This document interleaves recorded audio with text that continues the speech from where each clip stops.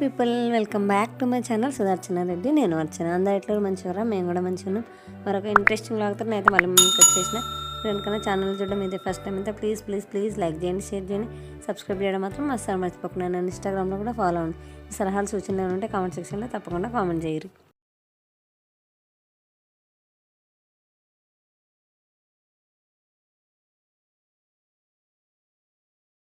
బౌ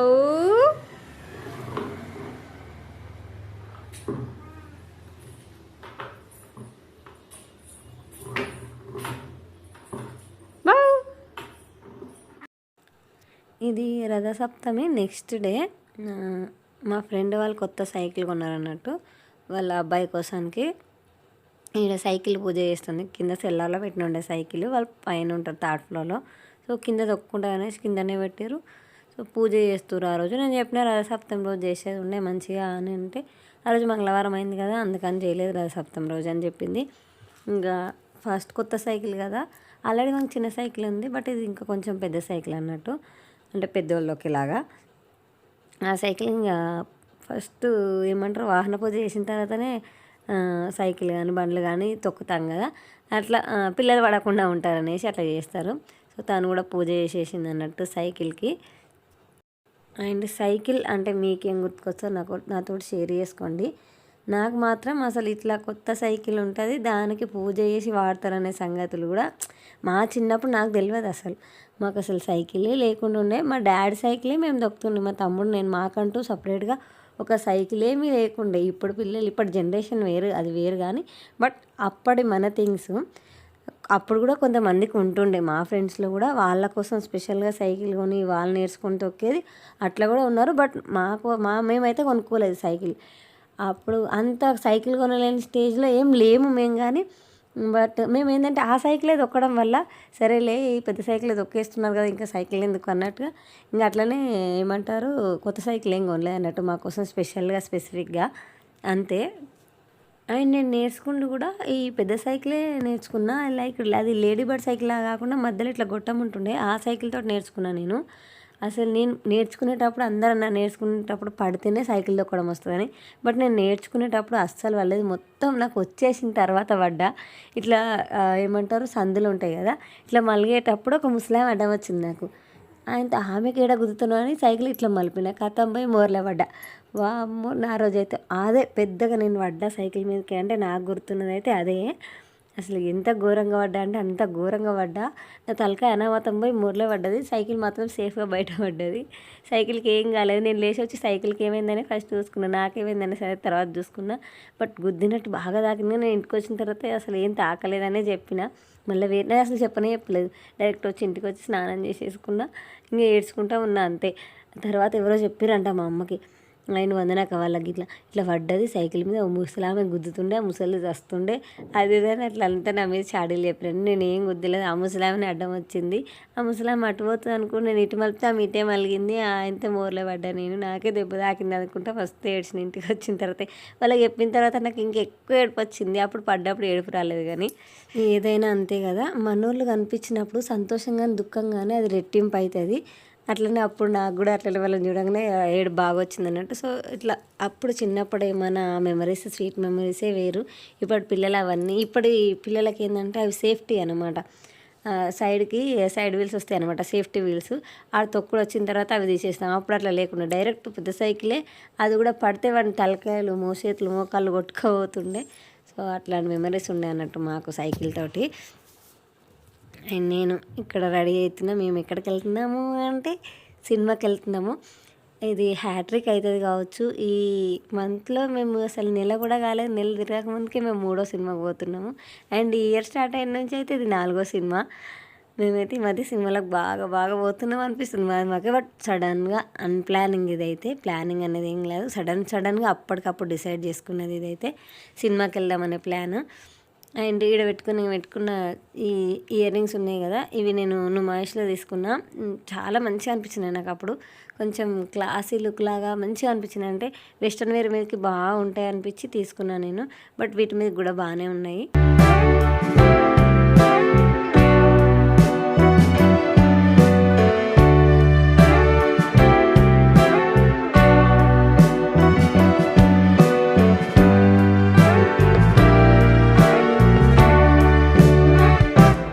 మరి ఇప్పుడెందుకు ఇంత సడన్గా అనుకోకుండా వెళ్తున్నారని మీరు అనుకోవచ్చు. మా అన్నయ్యది బర్త్డే అనమాట. మా ఆయన వాళ్ళ చెల్లె వాళ్ళ హస్బెండ్ వాళ్ళ బావగారిది బర్త్డే అనమాట. నాకు అన్నయ్య వరుస అవుతారు కాబట్టి అన్నయ్య బర్త్డే. సో ఆయన బర్త్డే ఏమంటారు ఆకేషన్ని సెలబ్రేట్ చేసుకోవడానికి అన్నయ్య చూపిస్తారు అనమాట సినిమా తండేల్. ఆ రోజే రిలీజ్, అన్నయ్య బర్త్డే రోజే తండేల్ మూవీ రిలీజ్ అనమాట. సో మా ఆయన నుండి బర్త్డే బాయ్ సినిమా చూపించాలి ఖచ్చితంగా అంటే ఇంకా అప్పటికప్పుడు బుక్ చేసారు అన్నట్టు అన్నయ్య. ఈవినింగ్ షోకి మాకు టికెట్స్ దొరికినాయి. సో ఏమంటారు 2:30 సెకండ్ షోకి, ఈవినింగ్ షో కాదు 2:30 షోకి వెళ్ళినాం మేము. మాకు దగ్గరలో ఉన్న థియేటర్లోకి వెళ్ళిపోయినాం. అండ్ సానిక్షని పొద్దున స్కూల్కి పంపించేసిన. సో 2కి కదా ఇంకొక గంట అయితే తను అయిపోతే ఎట్లా అంగన్వాడీ అన్నట్టుగా తను ఆన్ ద వేలో పిక్ చేసుకొని మేము ఇంకా మూవీకి వెళ్ళిపోయినాం పిల్లల్ని తీసుకొని. బట్ టార్చర్ చూపిస్తారు పిల్లలు. అండ్ కొంచెం ఈ ఎంబారసింగ్ మూమెంట్స్ కూడా ఉంటాయి థియేటర్లో.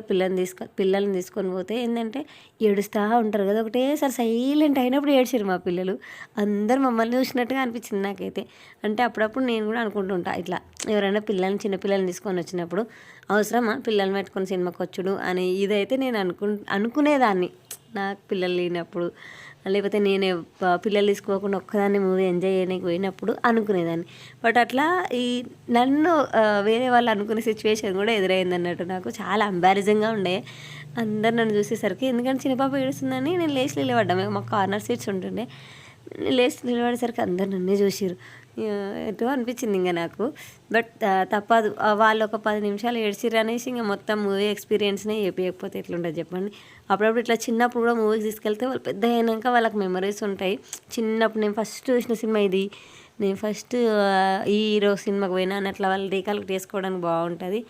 అండ్ మూవీ సంగతికి వస్తే ఈ మధ్యకాలంలో చూసిన సినిమాలలో అంటే హీరోయిన్లు ఎప్పుడు కానీ లేకపోతే స్టోరీ ఏం లేకపోయినా కానీ ఏదో ఉన్నట్టుగా చేయడం అట్లా కాకుండా ఒక మంచి స్టోరీ, ఒక మంచి లవ్ స్టోరీ. అండ్ అట్లనే ఇది రియల్ స్టోరీ అంట. రియల్ స్టోరీనే సినిమాలాగా తీసిరంట.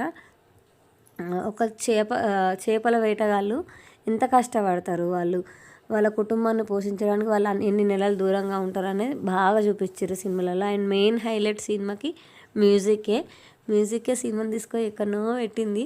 ఇంకా ఇంటికి వచ్చిన తర్వాత మా వారి హమ్మింగ్ చూడాలి. ఇక జిమ్నాస్టిక్స్ చేస్తున్నా.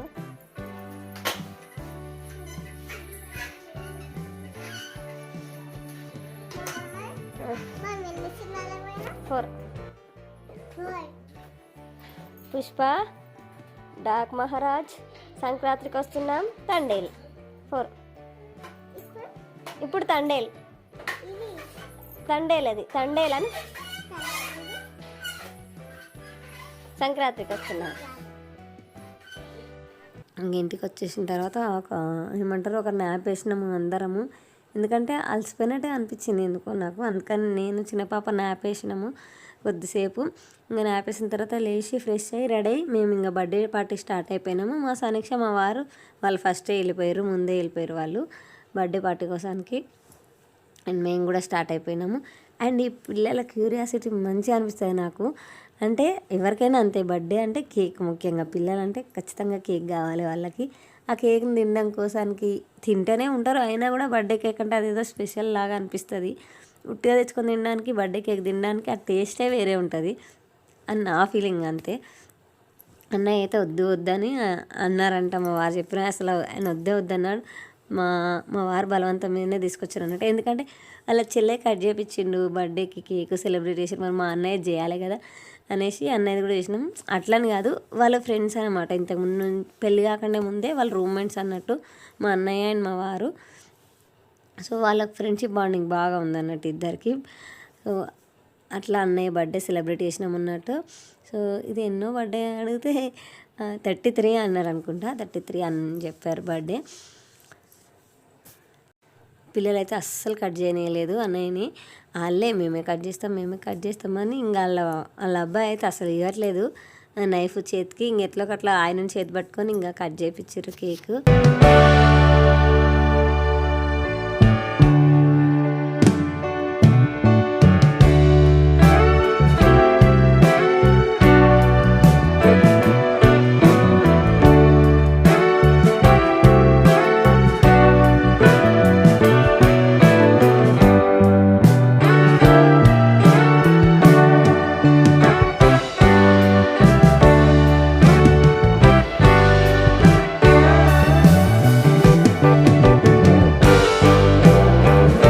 అప్పుడు మా వదిన బర్త్డే కూడా ఇక్కడే అయింది. ఇప్పుడు వాళ్ళ డెలివరీకి మా అన్నయ్య వాళ్ళకి మళ్ళీ సెకండ్ బాబు పుట్టాడు అన్నట్టు వాళ్ళు ఇక్కడ అమ్మ వాళ్ళ ఇంటి దగ్గర ఉన్నారు, మా అత్తయ్య వాళ్ళ ఇంటి దగ్గర. సో ఇక్కడనే ఇద్దరు బర్త్డేస్ వాళ్ళు ఇక్కడ ఉండగానే వచ్చినాయి కాబట్టి వాళ్ళు ఇక్కడనే సెలబ్రేట్ చేసుకున్నారు. అది కూడా చిన్నగా సెలబ్రేషన్ కూడా ఏం లేదు, చిన్న కేక్ కటింగ్ పెట్టుకున్నారు అంతే, ఇంక ఇవ్వలేరు. మేము కూడా ఇక్కడ పక్కకే ఉంటాం కాబట్టి మేము కూడా పోయినాము అంతే. లేకపోతే ఎవరు పోకుండా మీరు అనుకుంటుండొచ్చు ఎవరు లేరేంది మీరే ఉన్నారు వీడియోలో అది అని. ఎవరు లేరు, చిన్నగా ఏదో బర్త్డే కదా కానీ దగ్గరే ఉన్నాం కదా పోయి కేక్ కట్ చేపిద్దామనే ఉద్దేశంతో మేము మాత్రమే పోయినాం అంతే. ఎవరిని విలువలేదు అది అని ఏమి ఇట్లాంటి ఏం ఆలోచనలు పెట్టుకోకండి.